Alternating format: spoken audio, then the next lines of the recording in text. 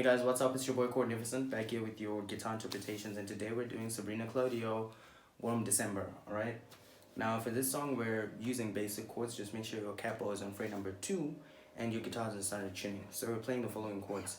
It's gonna be this is F major, a warm December, F major to E minor, and then we go to D minor, and then A minor, E minor, and then we start over again. F, December, D minor, sorry, F to E minor.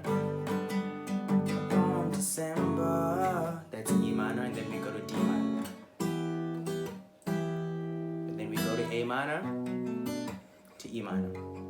Alright, so that's F for the last time, E minor, D minor, A minor, E minor. Right now, if you're not familiar with the chords that I'm holding here, you can check out my chord video. It's on this channel. Do check it out. If you can't find it, just let me know. I will link it in the comment section below. Otherwise, do subscribe to the channel for more content like this. Leave a like and share the video if it helped you. Peace.